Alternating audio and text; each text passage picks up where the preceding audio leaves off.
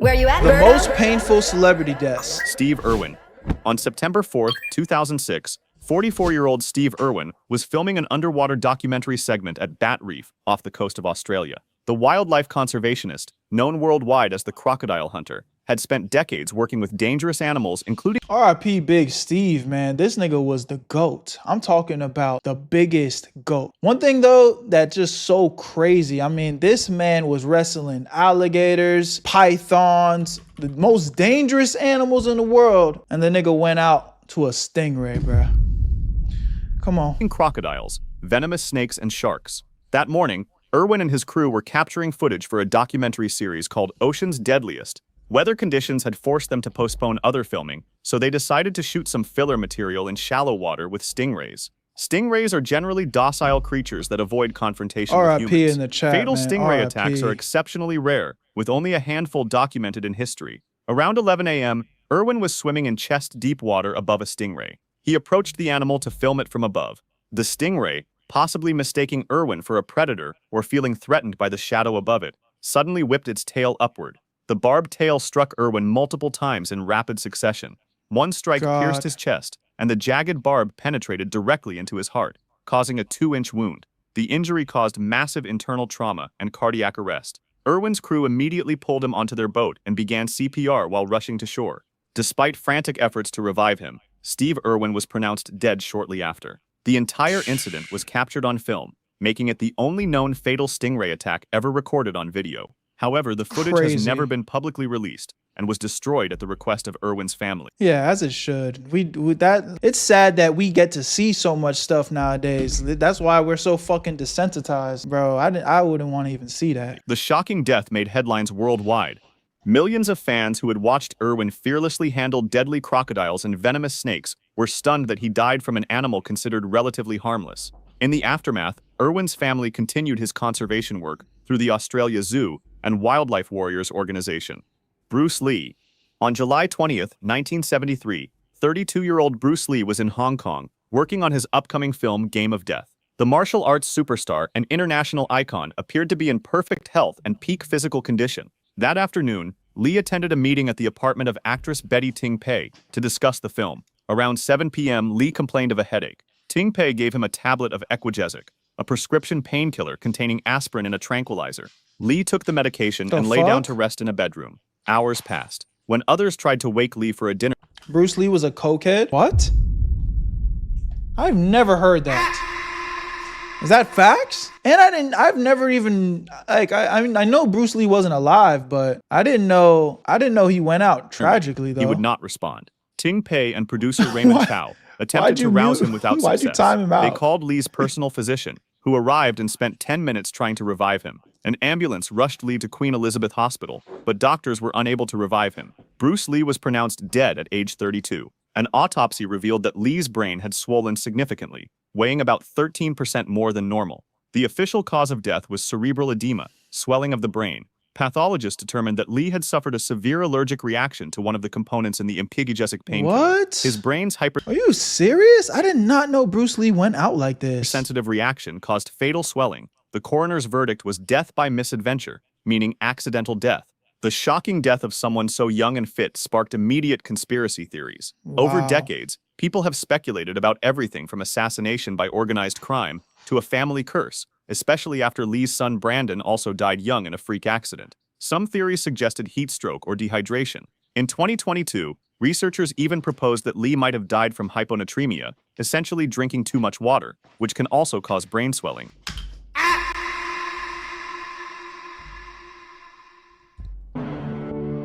Did I just hear that niggas can die from drinking too much water?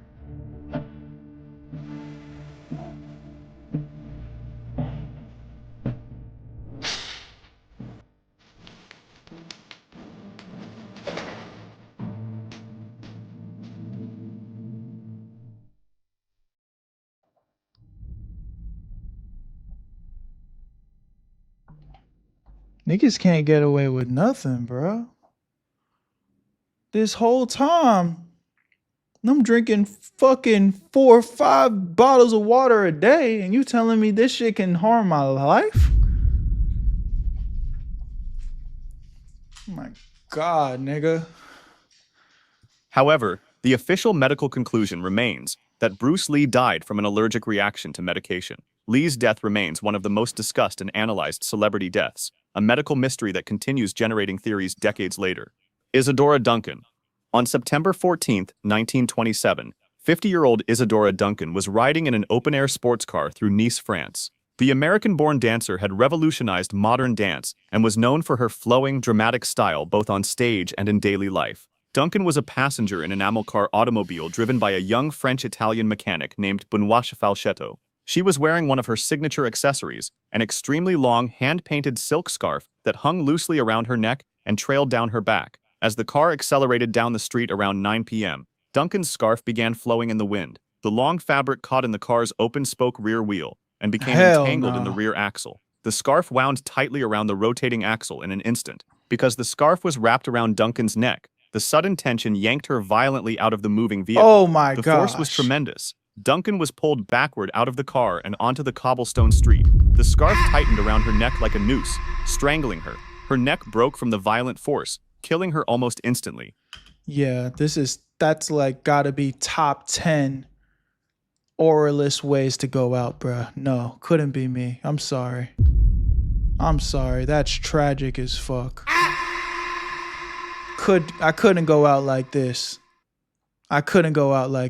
She was dragged several feet along the street before the driver realized what had happened and stopped the car.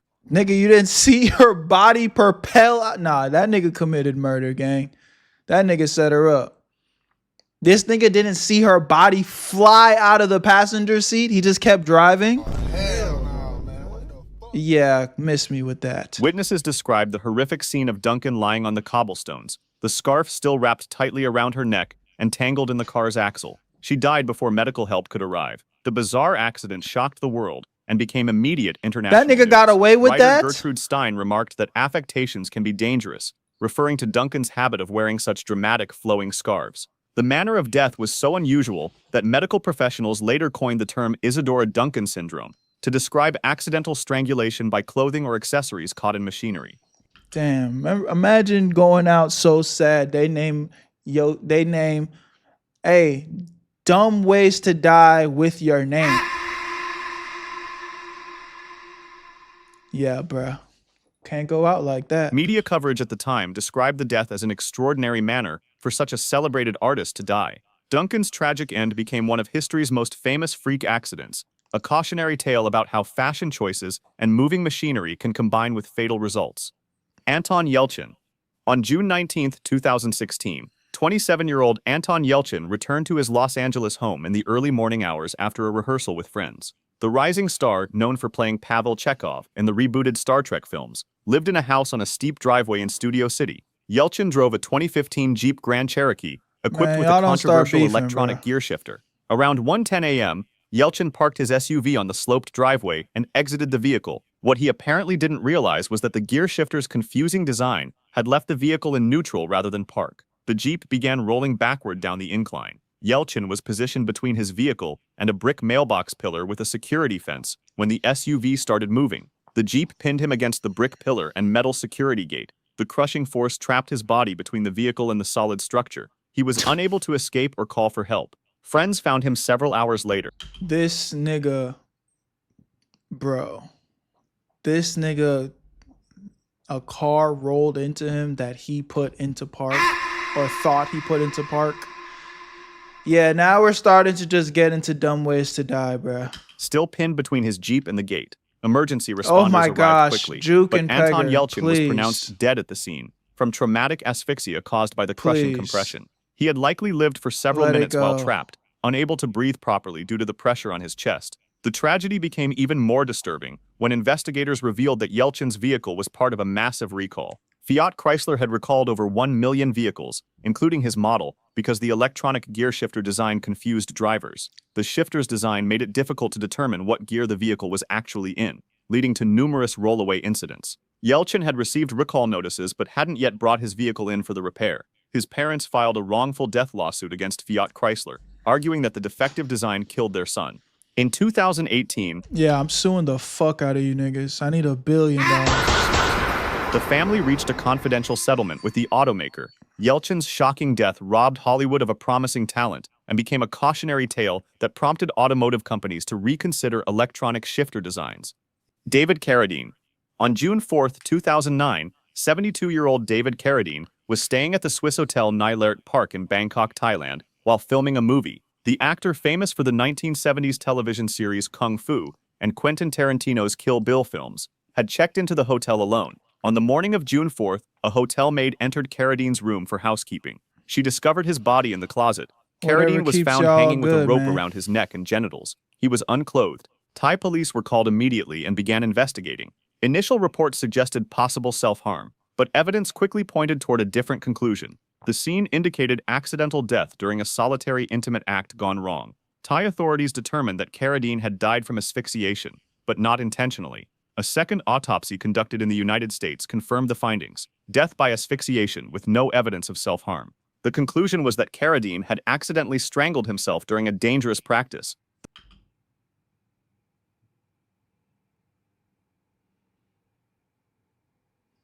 He accidentally strangled himself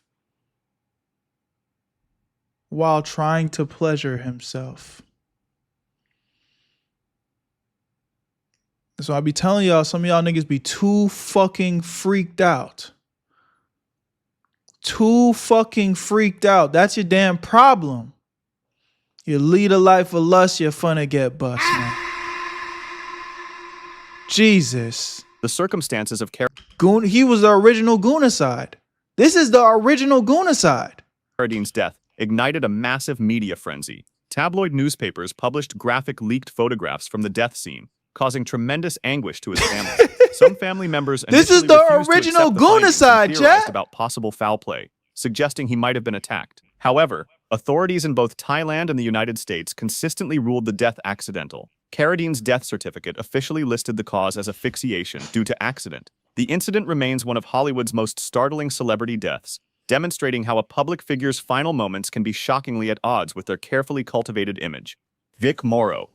On July 23, 1982, 53-year-old actor Vic Morrow was filming a night scene for Twilight Zone the movie at Indian Dunes in California. The scene depicted a Vietnam War scenario, with Morrow's character rescuing 2 children from a village under attack. The production had hired 2 child actors, 7-year-old Micah Ding Lei and 6-year-old Renee Shin-Yi Chen. The scene called for Morrow to carry the children through water while a helicopter hovered overhead and explosions detonated around them. Filming began around 2:20 a.m. The helicopter was flying at low altitude, only about 25 feet above the actors. Pyrotechnic charges were detonating to simulate artillery explosions. During one take, a series of explosions went off near the helicopter. The blast debris and shockwave caused the helicopter to lose control. The aircraft began spinning and descended rapidly. Within seconds, the helicopter crashed directly onto the 3 actors in the shallow water below. The main rotor blades were still spinning at full speed. Vic Morrow and one of the children were struck by the rotor blades and killed instantly. Oh, fuck. Nah, that's tragic. That one's tragic as fuck. The other child was crushed beneath the helicopter. All 3 died at the scene. The horrifying accident was captured on multiple cameras. The footage showed the helicopter's catastrophic descent and the moment it struck the actors. Investigations revealed serious safety violations. The production had illegally hired the children to work at night, violated child labor laws, and ignored safety protocols regarding helicopter operations and pyrotechnics. Director John Landis and 4 crew members were charged with involuntary manslaughter. Damn. I don't know how I feel about that. Well, I guess if they were breaking the laws, yeah, they should have did their due diligence to figure out what they can and can't do. Yeah, that's definitely some Final Destination type shit. Very unfortunate. I kind of feel bad for the directors and shit though, because I'm sure that's not what the fuck their intentions were. Damn. Marking the first time a Hollywood director faced criminal trial for a film-related death. The trial lasted 10 months. In 1987, how long? I wonder how long he sat down in jail. All defendants were acquitted of criminal charges, though the families of the victims reached civil settlements. The case fundamentally changed Hollywood's approach to on-set safety. But why'd he need an actual helicopter? Yeah, facts. They could have just went with a fake one, bruh. Y'all niggas didn't have VFX back then? Leading to stricter regulations for stunts, pyrotechnics, and child actors. Owen Hart. This On May nigga said 23, 6'7". 1999, Jesus. 34-year-old professional wrestler Owen Hart was performing at a World Wrestling Federation pay-per-view event called Over the Edge at Kemper Arena in Kansas City, Missouri. Hart was scheduled to make a dramatic entrance as his character, the Blue Blazer, descending from the arena's rafters on a cable and harness system. The stunt called for Hart to be lowered approximately 78 feet from the ceiling, down to the wrestling ring, while thousands of fans watched.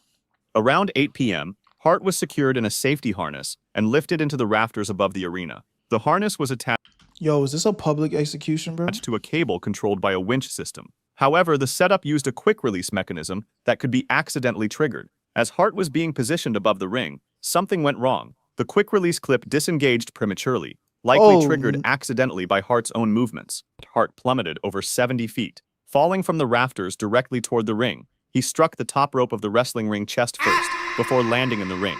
The impact caused massive blunt force trauma to his chest. Emergency medical technicians rushed to the ring immediately. The arena fell into shocked silence as medical personnel worked on Hart in front of the live audience. He was quickly transported to Truman Medical Center, but Owen Hart was pronounced dead shortly after arrival from internal injuries. The fall had been partially captured on the event's video feed, though the live television broadcast had cut to a pre-taped video package moments before the accident. Wrestling commentators later solemnly announced Hart's death during the broadcast. An investigation revealed that the quick-release mechanism, designed for ease of use, had proven too easy to accidentally trigger. Damn. That's insane. Nah, that one's tragic. Wow. And then all them people just fucking was there watching that live. Thankfully, it wasn't on TV, though. Damn. Shit. Y'all let me know what y'all think about this one in the comment section. Love y'all. Appreciate y'all. Where you at, family? Type it to the Twitch stream so you never miss a live stream reaction. I'm gone. Where you at, Berto?